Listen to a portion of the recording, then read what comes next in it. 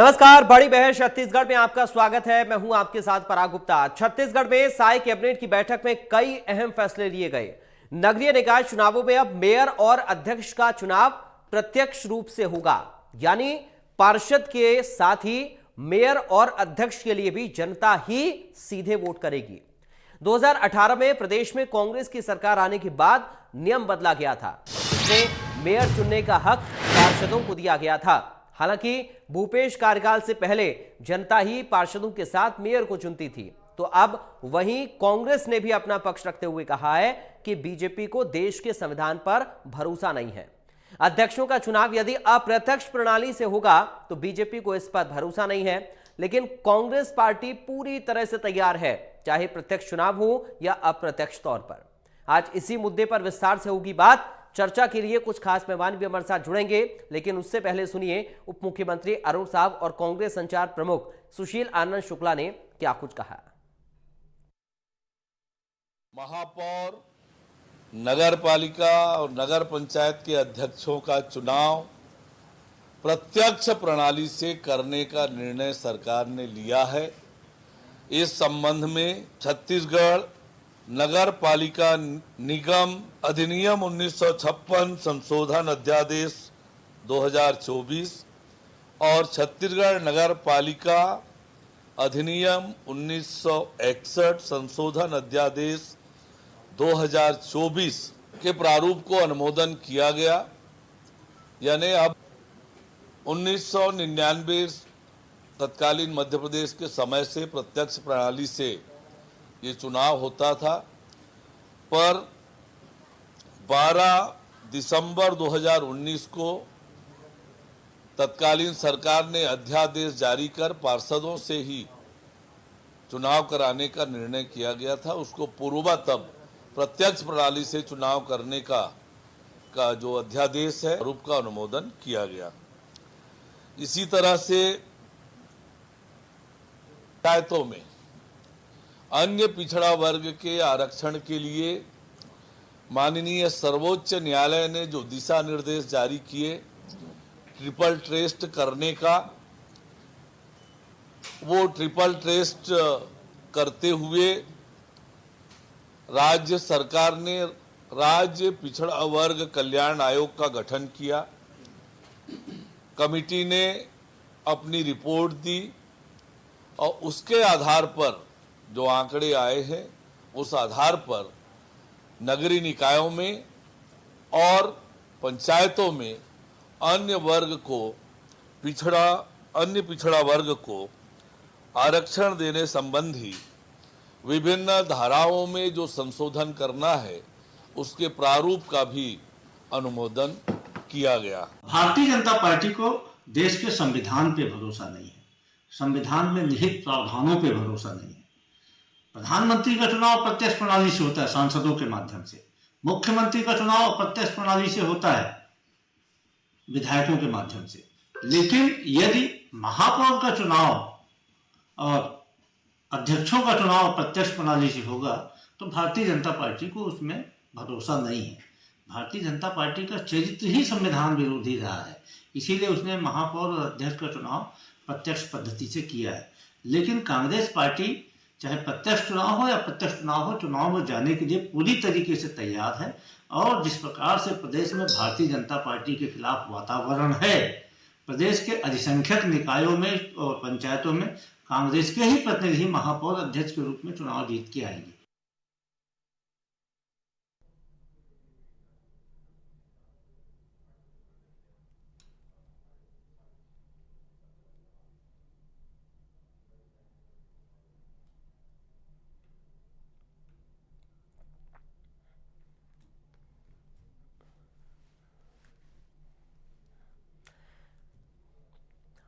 और इस वक्त हमारे साथ कांग्रेस पार्टी से प्रवक्ता अनिल सिंह चौहान जुड़ गए हैं। अनिल सिंह चौहान जी, आपका बहुत स्वागत है सर। बड़ी बहस में चर्चा की शुरुआत आपके साथ ही कर रहा हूं, उसके बाद हमारे साथ बीजेपी से प्रवक्ता भी अब से कुछ देर में जुड़ जाएंगे।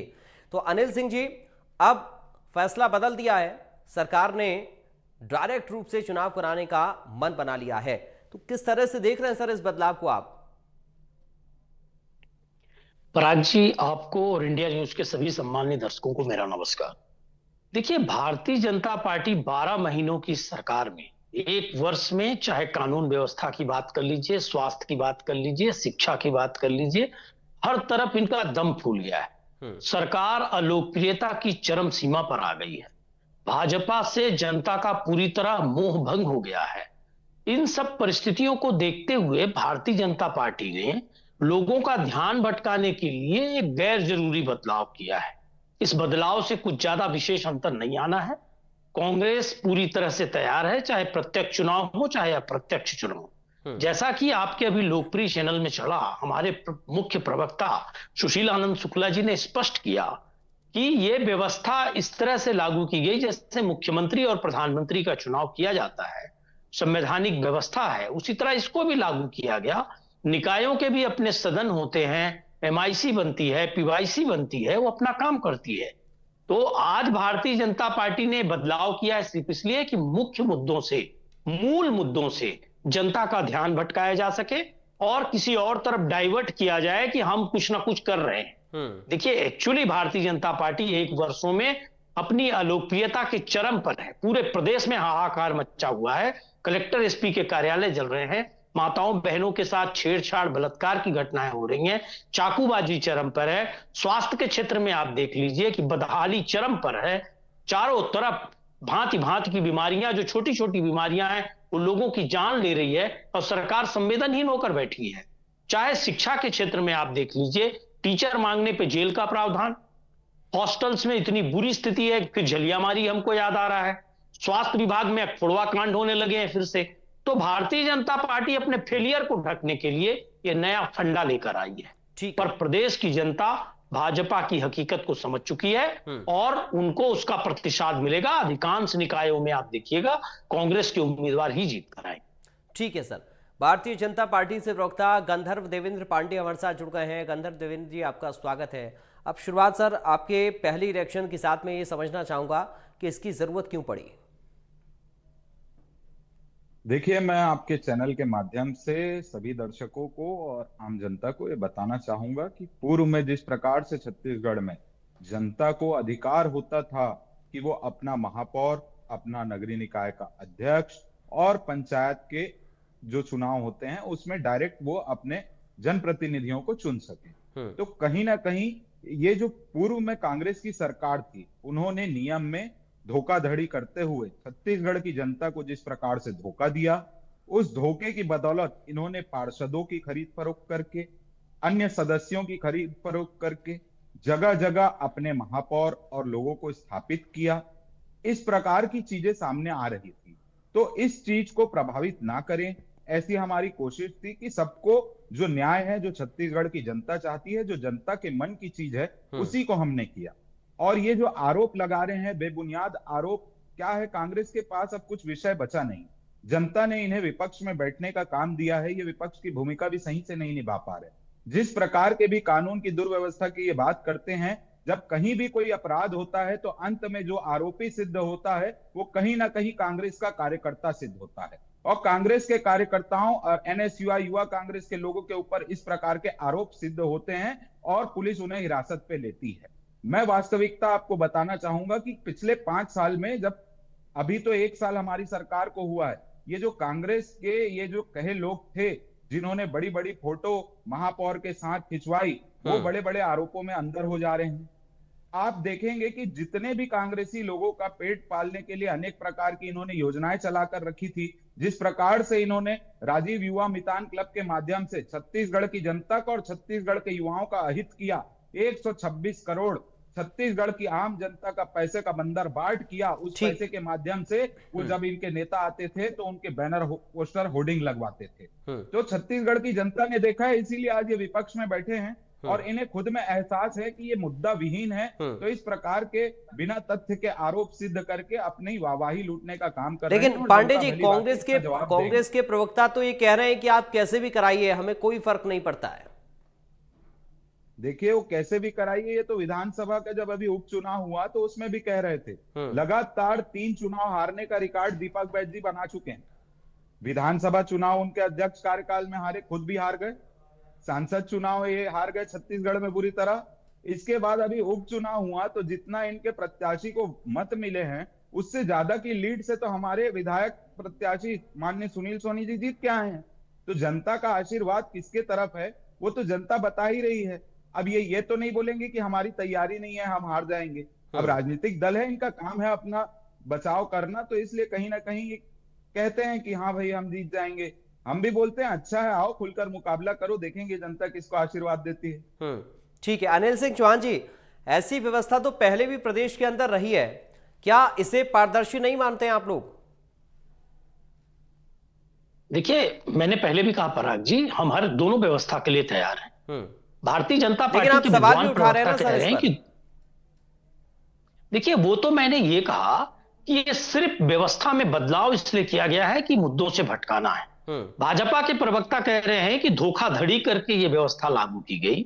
तो क्या पूर्व में जितनी भारतीय जनता पार्टी की सरकारों ने अन्य प्रदेशों में भी, कई प्रदेशों में भाजपा शासित राज्यों में व्यवस्था लागू है, तो क्या वो जनता से धोखाधड़ी कर रहे हैं?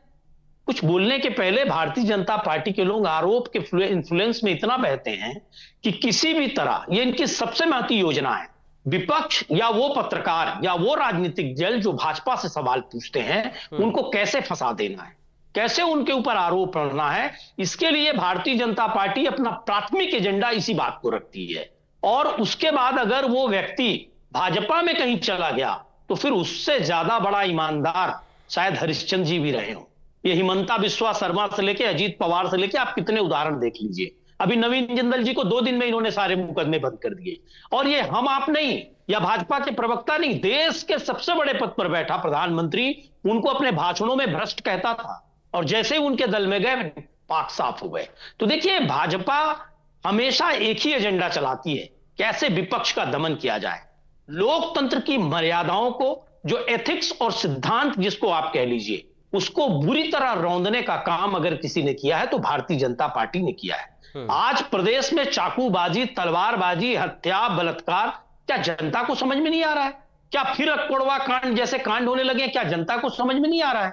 और सबसे बड़ी बात पराग जी, मैं सिर्फ एक बात कहूंगा, हरियाणा हो, महाराष्ट्र हो, छत्तीसगढ़ हो, जब आप विकासवादी हैं, जब आप मौलिक मुद्दों पे, मूल मुद्दों पे चुनाव लड़ना जानते हैं, तो बटेंगे, कटेंगे, काटेंगे, ईसाई, मुसलमान, मंगलसूत्र, भैंस, इसकी बात क्यों करते हैं? आपको बेसिक मुद्दों पे चुनाव लड़ना चाहिए कि आपने क्या सार्वजनिक उपक्रम खोले, क्या सिर्फ बेचने का काम किया, क्या 2-3 लोगों को ईस्ट इंडिया कंपनी की तरह आप देश सौंपने की तैयारी कर रहे हैं? वो आपके लिए पैसा लगाते हैं, धन बल लगाते हैं और आप उनके लिए नीतियां बनाते हैं। ये बड़ा सवाल है। लेकिन भाजपा सिर्फ विपक्ष का, ईमानदार पत्रकारों का, लेखकों का दमन करना जानती है और सिर्फ उनको आरोप लगाकर किसी तरह बदनाम करना है। पांडे जी अपनी बात रखना चाह रहे हैं, बोलिए सर। देखिए, जिस प्रकार का ये आरोप लगा रहे हैं, विपक्ष में बैठे हैं, इनका काम है आरोप लगाना। ये कह रहे हैं कि हमें किसी प्रकार का डर है या जिस प्रकार के आरोप लगा रहे हैं तथ्यहीन है। तो मैं इनसे कहना चाहूंगा कि एजाज ढेबर जी को, भूपेश बघेल जी को बनाना था महापौर, इसलिए इस प्रकार की योजना छत्तीसगढ़ पे लागू कर दी, इस प्रकार का संशोधन कर दिया। और एजाज ढेबर जी ने जिस प्रकार से, हमारे युवा मोर्चा के राष्ट्रीय अध्यक्ष हैं, अभी सांसद हैं बेंगलुरु से, तेजस्वी सूर्या जी आए तो उन्होंने कहा कांग्रेस पार्टी के जो टूल किट में है और कलेक्शन मास्टर, सीएम यानी कि कलेक्शन मास्टर अगर कोई है तो भूपेश बघेल जी और एजाज ढेबर जी हैं। तो एजाज ढेबर जी अभी वर्तमान में रायपुर के महापौर हैं। आप उनका नाम शराब घोटाला में भी सुन लेंगे। आप देखेंगे कि स्मार्ट सिटी का 780 करोड़ आया। आज रायपुर शहर को जब आप चारों तरफ घूम के देखते हैं तो ऐसा लगता है 5 साल में कहां गया वो 780 करोड़। 780 करोड़ में ना जाने कितने प्रकार की चीजें की जा सकती थी, उस पैसे का भी बंदरबाट कर दिया। तो आम जनता तो सभी चीज देख रही है। और जब ये चुनाव हार जाते हैं तो ये मुद्दों की बात करते हैं। छत्तीसगढ़ में 20,000 से ज्यादा अधिक पुल पुलिया का निर्माण, जगह जगह जो सड़कें बनी, इनसे पूछिए 5 साल के कार्यकाल में कहां पर नया हाईवे बना दिया, कहां पर नया रोड बना दिया। यहां पर जो रायपुर में एक्सप्रेसवे भी है वो भी भारतीय जनता पार्टी का बनाया हुआ। किस काम का इन्होंने भूमि पूजन करके शिलान्यास कर दिया। एक चीज पांडे जी वो बार बार इंगित कर रहे हैं कि अब मुद्दे खत्म हो गए हैं, तो आप लोग ये बताने की या जताने की कोशिश कर रहे हैं कि हम देखिए कुछ ना कुछ तो कर रहे हैं। क्या अब मुद्दे ऐसे नहीं है, कोई स्कीम्स नहीं है, क्या सरकार के पास कुछ ऐसा नहीं है कि जनता के लिए कुछ बेहतर कर पाए? ये सीधा आरोप उनका है। मैं चाहूंगा इस पर जवाब दें। जनता के लिए हम निरंतर बेहतर करने का प्रयास कर रहे हैं। महतारी वंदन योजना के माध्यम से हम माताओं बहनों को आर्थिक सहयोग प्रदान कर रहे हैं। अभी महतारी ऋण योजना भी लॉन्च की गई है, जिसके माध्यम से माताएं बहनें अपना नया कुछ व्यापार व्यवसाय करना चाहती हैं, तो उनको एक मुश्त 25,000 की सहायता दी जाएगी, जिससे वो अपना नया व्यापार स्थापित कर सकें और आर्थिक रूप से मजबूत हो सकें। इसी प्रकार से छत्तीसगढ़ के किसानों को हम 21 क्विंटल धान 3100 रुपए की दर से खरीद रहे हैं, जिसको भी विपक्ष पचा नहीं पा रहा है। उसके अलावा भी आप सभी क्षेत्रों में देखेंगे, जो एसआई की भर्ती इन्होंने 5 साल से विलंबित करके रखी थी, उसे अगर किसी ने किया तो भारतीय जनता पार्टी की सरकार ने किया। ये कानून व्यवस्था की बात करते हैं। कानून व्यवस्था में जब भी आप देखेंगे कांग्रेसी आरोपी आ रहे हैं, और मैं बताना चाहूंगा कि जो गली गली मोहल्ले मोहल्ले छत्तीसगढ़ में अवैध नशे का व्यवसाय, व्यापार, गांजा, गोली, इस प्रकार की नशे की लत जो लगाई जा रही थी युवाओं को, कहीं ना कहीं उस पर रोक पाने का जो प्रयास किया, तो उसके जो लोग हैं, ये जो इनका संरक्षण प्राप्त करके इस प्रकार के व्यवसाय लोग कर रहे थे, वो कहीं ना कहीं अब आपराधिक गतिविधियों में विलीन हो रहे हैं, और उनको पकड़कर जेल में बंद करने का काम आज भारतीय जनता पार्टी की सरकार कर रही है, माननीय विष्णुदेव साय जी की सरकार कर रही है। ठीक है चौहान साहब, जब डायरेक्टली चुनाव होगा तो जनता के प्रति एक जिम्मेदारी या जवाबदेही बढ़ जाती है अध्यक्ष की या मेयर की, ये और ज्यादा पारदर्शी लगता है क्या? देखिए पराग जी, जनता के प्रति जवाबदेही पार्षद हो, मेयर हो या नगर पंचायतों के अध्यक्ष हो, सबकी हमेशा रहती है और रहनी भी चाहिए। अगर देश का प्रधानमंत्री या प्रदेश का मुख्यमंत्री विधायकों और सांसदों से चुना जाता है, तो इसका यह मतलब नहीं है कि वो प्रत्यक्ष नहीं चुना गया तो उसकी जवाबदेही समाप्त हो गई। दोनों ही व्यवस्थाएं हैं। और भाजपा के प्रवक्ता बताएं कि बाबूलाल गौर जी अगर ये सिस्टम बनाए थे या प्रत्यक्ष चुनाव हो रहा था, तो उनको किसको बनाना था? ये तो किसी अल्पसंख्यक का नाम ले लेना, किसी को बदनाम करना, किसी व्यक्ति विशेष पर बहस करना, मैं ये समझता हूं एक लोकप्रिय चैनल पर एथिकल बात होनी चाहिए। मैं तो नहीं कह रहा हूं कि एक राउडी देश का गृह मंत्री आज क्यों है, बीसीसीआई का सेक्रेटरी ऐसा व्यक्ति क्यों है जो सी बोलना नहीं जानता। ऐसा कौन सा फार्मूला है भाजपा के पास जिसमें सारे भ्रष्ट लोग आते हैं और साफ हो जाते हैं? क्यों दलों को तोड़ा जा रहा है, क्यों खाते सीज किए जा रहे हैं, क्यों संवैधानिक संस्थाओं को प्रभावित किया जा रहा है? सारा देश देख रहा है। देखिए छत्तीसगढ़ में जो जंगल राज आज की डेट में है, मैं फिर कहूंगा आपको, और शक्ति का केंद्र कहीं नहीं है, वो वहां दिल्ली से रिमोट कंट्रोल से सरकार चल रही है। आपस में सरफुटौल चल रहा है। अरुण साव जी कहते हैं मैं ताकतवर, विजय शर्मा जी कहते हैं मैं ताकतवर, विष्णुदेव साय जी कहते हैं साहब मैं मुख्यमंत्री, ओपी चौधरी जी कहते हैं मैं शक्ति का केंद्र हूं। तो भाजपा भटकी हुई है। अधिकारी किसी को सुनने को तैयार नहीं है। जब ये राजस्व पखवाड़ा मनाते हैं, तहसीलदार स्ट्राइक कर देते हैं, पटवारी स्ट्राइक कर देते हैं। शिक्षा विभाग की स्थिति आप देख लीजिए, स्वास्थ्य विभाग की स्थिति देख लीजिए, पूरा छत्तीसगढ़ पूरी तरह से जंगल राज की चपेट में है। हाँ, एक विषय पर इनका कंसंट्रेशन है, ठीक है, कैसे हसदेव के जंगल सौंप दें, कैसे बस्तर का पूरा खनिज सौंप दें, एक ही व्यक्ति को सौंपना है। ठीक है। तो देखिए ये जो चक्र है भाजपा का, जनता समझती है। लेकिन चौहान साहब, अगर आप ये कह रहे हैं कि दोनों ही प्रणाली सही है, तो फिर इसमें बदलाव की जरूरत क्यों आई थी आप लोगों को? देखिए भारतीय जनता पार्टी ने आज जो बदलाव किया है वो इन्होंने डाइवर्ट करने के लिए किया है। हमने जो बदलाव किया था वो इस विषय पर किया था कि चुनाव शीघ्र कराने थे। दिसंबर 2019 की स्थिति थी। हमें लगा कि जैसे संसदीय व्यवस्था होती है, एक संवैधानिक व्यवस्था है कि मुख्यमंत्री का एक मंत्रालय होता है, एक सदन होता है, सेम हम लोग पीवाईसी, एमआईसी, जैसे नगर पंचायत है तो पीवाईसी बनती है, पंचायत इन काउंसिल पीआईसी, उसी तरह से नगर निगम में बनती है। तो पार्षद जो है वो जो जनता से चुना जाता है, वो नगरीय निकाय के जब अपने मेंबर्स, जिस तरह से सदन की कार्रवाई पूरी चलती है उसी तरह से वो पावरफुल होगा और जवाबदेही मेयर की सीधे सीधे अलग अलग पार्षदों के ऊपर बनेगी। उस व्यवस्था के तहत यह बदलाव किया गया था और उसके लिए बाकायदा कमेटी बनाई गई थी। सुझाव लिए गए थे कि क्यों ना ऐसी संवैधानिक व्यवस्था जो देश और प्रदेश में चलती है वो निकायों में भी लागू कर दी जाए। पर हम ऐसा नहीं कह रहे हैं कि हम वो करके हम ये कह रहे हैं कि प्रत्यक्ष चुनाव नहीं होना चाहिए। हम तो इस व्यवस्था के लिए भी तैयार हैं। लेकिन सवाल इस बात का है कि जब ड्यूरेशन पूरा हो गया तो भाजपा सिर्फ मुद्दों से भटकाने के लिए खेल खेल रही है, इसकी वाहवाही लूटना चाहती है। हम ये कह रहे हैं दोनों सिस्टम की अपनी अपनी महत्ता है। हम किसी विषय की आलोचना नहीं कर रहे हैं, लेकिन सवाल यह है कि भाजपा क्यों डाइवर्ट कर रही है, क्योंकि फेल है।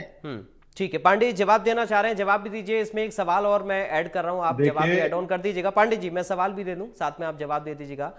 सवाल ये कि अगर कम पार्षद वाले पार्टी का मेयर बन गया तो फिर दिक्कत बहुत ज्यादा आ जाएगी क्या ग्राउंड लेवल पर?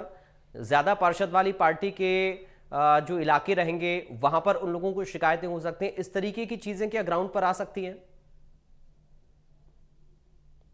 देखिए, मैं आपका जवाब दे देता हूँ। इस प्रकार की व्यवस्था छत्तीसगढ़ राज्य का जब से निर्माण हुआ है, हम्म। आदरणीय उस समय जो हमारे कांग्रेस के मुख्यमंत्री जी थे, उन्होंने जब ये प्रणाली लागू की, दिग्विजय सिंह जी ने, उस समय से चली आ रही है। किसी भी प्रकार का कोई भेदभाव आप रायपुर शहर में आके देखें, बिलासपुर शहर में जाके देखें, किसी भी शहरों में देखें, पंचायतों में देखें, तो इस प्रकार की चीजें नहीं होती। जी। आम जनता का विषय है, जनता के हित में जो कार्य करना है वो बिना भेदभाव के किया जाता है। अब इसमें मैं दूसरे तथ्य पे आता हूं, ये मुद्दों की बातें कर रहे हैं, तो मुद्दों की बात तो ये भी है कि जब मैं पूछूं कि आपके पास 14 नगर निगम आपके अंडर थे, कांग्रेस पार्टी के अंडर, उनसे जब आप पूछेंगे उस नगर निगम ने क्या काम किया, इतने सारे शहर आए स्मार्ट सिटी के अंदर, उनके लिए इतना करोड़ों का बजट आया, उस बजट से क्या किया, तो इनके पास कुछ जवाब नहीं है। कितनी स्मार्ट सिटी आई आप बता दीजिए ना, पूरे देश में स्मार्ट सिटी की स्थिति बता दीजिए। सिर्फ छत्तीसगढ़ की मत बात करिए, पूरे देश में स्मार्ट सिटी की अब बात भाजपा करती ही नहीं है। अब भाजपा बैकफुट में आ गई है, स्मार्ट सिटी के सपने अब खत्म, अब दूसरे सपने दिखाए जा रहे हैं। तो पांडे जी, स्मार्ट सिटी की बात करते हैं, सेल्फ गोल मत मारिए। एक बार सुन लेते हैं। सिटी के मामले में भाजपा बैकफुट पर है, वो सपने दिखाना बंद कर दीजिए। करके प्लीज एक बार सुन लेते हैं, बात मत करिए। ठीक है सर, चौहान साहब एक बार सुन लेते हैं पांडे जी कहना क्या चाह रहे हैं, फिर आऊंगा आपके पास। सब जगह भच्च हो चुकी है स्मार्ट सिटी आपकी। ठीक है, जनता के सामने पोल खुल गई है। सिर्फ पांडे छत्तीसगढ़ के 2 शहरों की पांडे जी बोलिए आप। बिलासपुर 2 स्मार्ट सिटी आपने, ठीक है चौहान साहब प्लीज, और दोनों शहरों की दुर्दशा आप देख लीजिए। ठीक है अनिल सिंह जी थोड़ा सा प्लीज, पांडे जी बोलिए।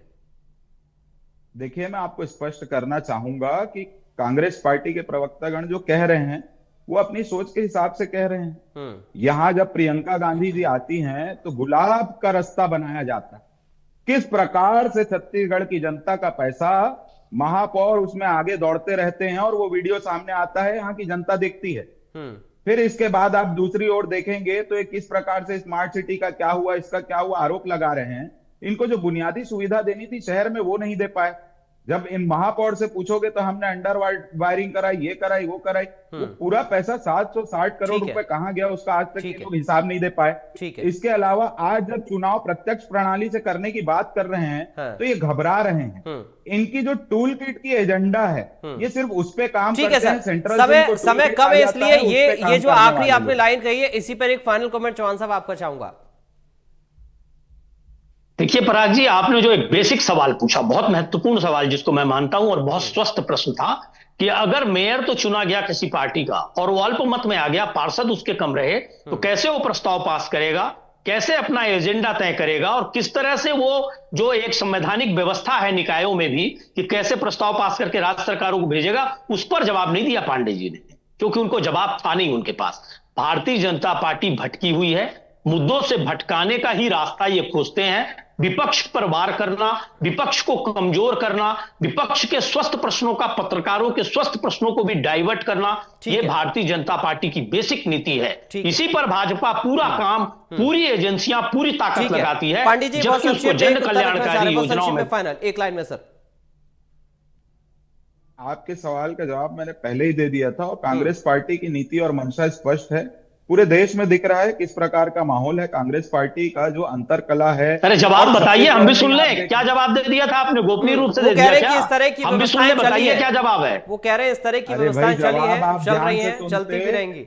ठीक है, समय आज से चली आ रही है, आपके भी महापौर रहे हैं। ठीक है, बिना किसी भेदभाव के हर निकाय, हर वार्डों में विकास के कार्य को कहीं नहीं रोका जाता, आम जनता के हित के कार्य को कहीं नहीं रोका जाता। ठीक है, भले वो कांग्रेस पार्टी की मानसिकता हो सकती है, भारतीय जनता पार्टी की ऐसी कोई मानसिकता नहीं। चलिए चौहान साहब संतुष्ट हो गए? ठीक है,